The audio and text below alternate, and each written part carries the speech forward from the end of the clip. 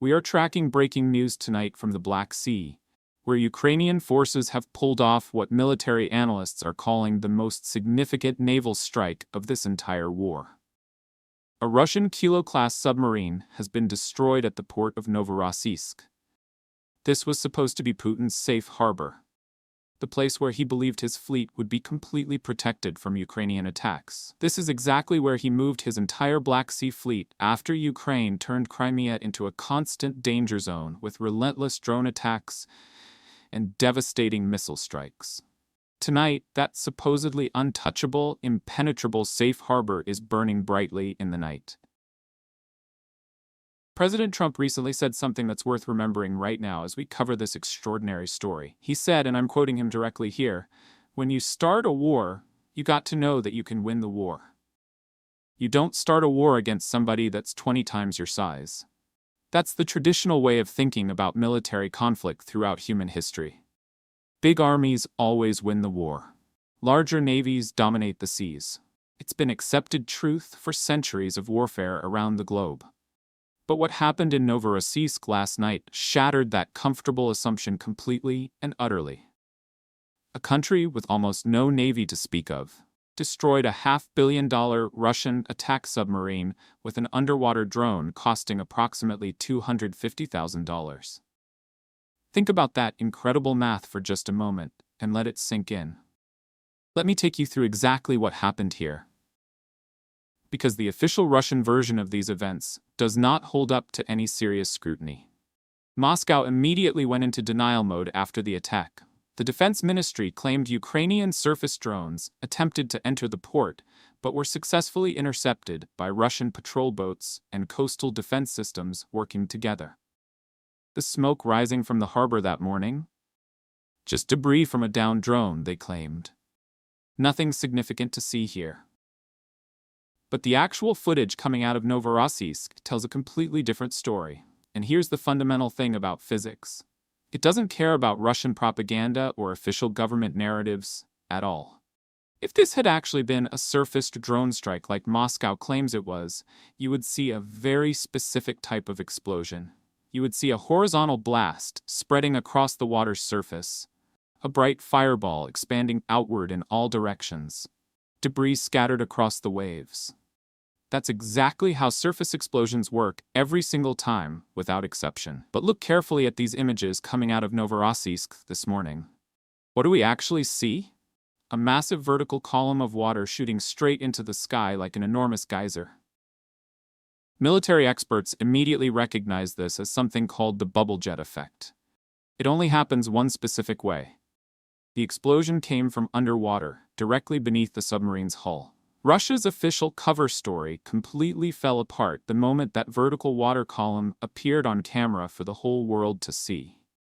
Here's the science behind what actually happened that night. When an explosive charge detonates underwater beneath a vessel, it creates a huge expanding gas bubble. That bubble pushes the ship's hull violently upward in what naval engineers call hogging. Then the bubble rapidly collapses, and the ship's keel snaps downward from its own massive weight combined with the crushing pressure of the surrounding water. That's called sagging. This hogging and sagging sequence is the single deadliest and most efficient way to destroy any ship or submarine ever devised. That Russian submarine simply didn't stand a chance once that explosive detonated directly beneath its keel. So the critical question becomes, how exactly did Ukraine actually pull this remarkable attack off successfully? Novorossiysk has advanced sonar detection systems constantly monitoring the water. It has reinforced underwater nets stretched across the entire harbor entrance to block any intruders. It has armed patrol boats circling the perimeter constantly around the clock. This is one of Russia's most heavily protected naval facilities anywhere in the entire world. How did a Ukrainian underwater drone slip through all of those sophisticated defensive layers without ever being detected? Russian anti-submarine warfare defenses are specifically designed to detect two primary things: loud propulsion engines and large metal objects moving through the water. Those are the signatures their equipment constantly searches for. Ukraine's brilliant engineers understood this fundamental weakness perfectly well. They built underwater drones with quiet electric motors making almost zero acoustic noise. These innovative drones produce absolutely no thermal signature whatsoever. Their magnetic signature is minimal at best. These remarkable machines can wait patiently near harbor entrances for many hours without moving or making any detectable sound. They can hide cleverly underneath commercial ships passing through busy shipping lanes. They can dive deep below the thermocline layer where enemy sonar signals simply cannot effectively reach or penetrate. For Russian sensors specifically designed to find loud submarines, these Ukrainian drones essentially don't exist at all.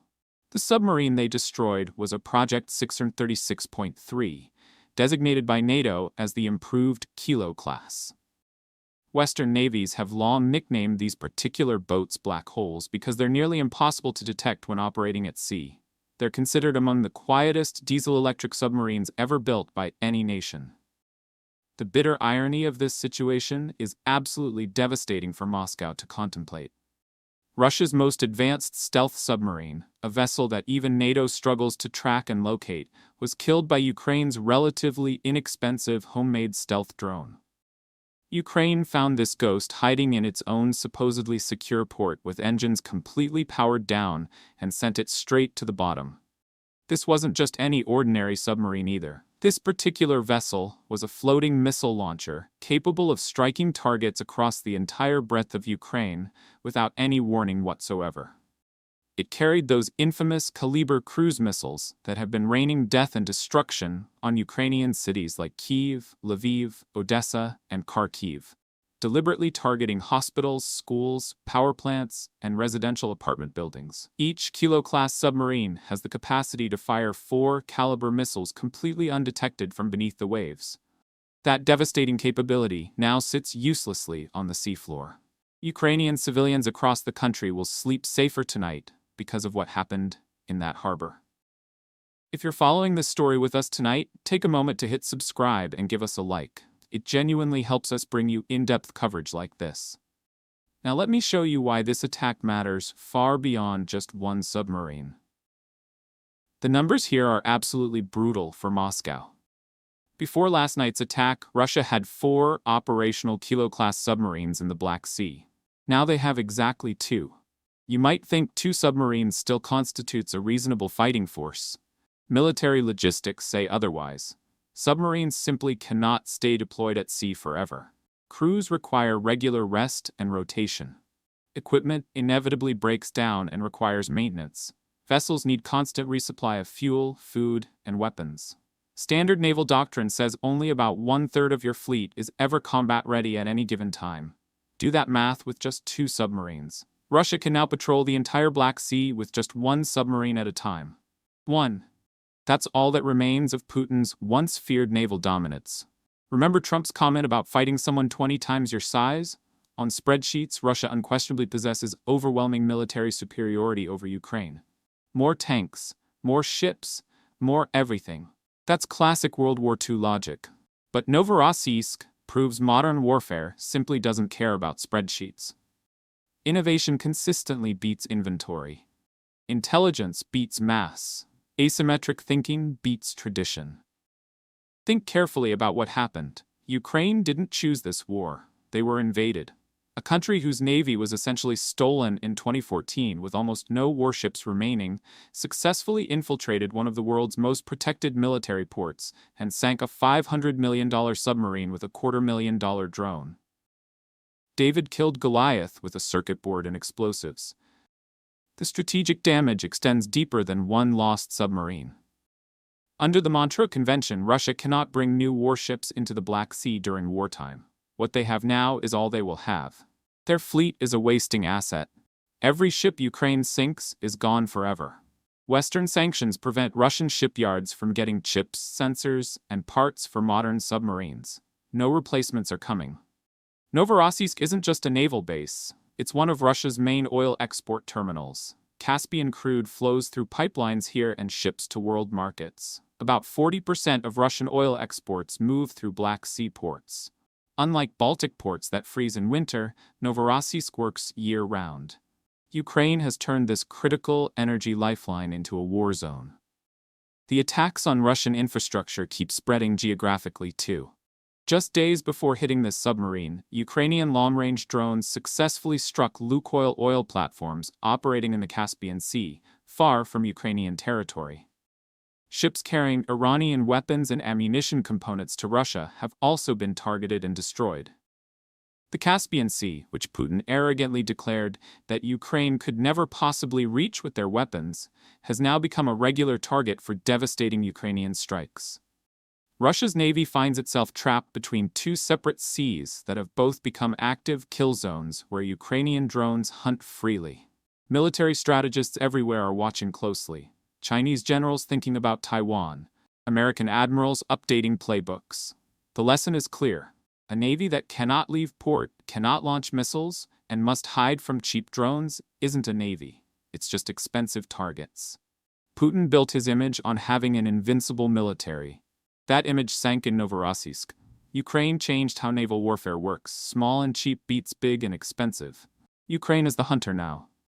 That massive column of water rising dramatically over Novorossiysk wasn't just an explosion. It was a tombstone erected for Russian naval power in the Black Sea. Putin's warships once patrolled these strategic waters like apex predators hunting freely. Now they're nothing but prey themselves, stuck cowering in harbors, waiting helplessly to be picked off. There's absolutely nowhere left to run or hide anymore. The fundamental assumption that you simply cannot fight someone 20 times your size drowned in the Black Sea on the night of December 15th, along with $500 million of Russian military hardware. We'll continue tracking this developing story closely. Stay with us.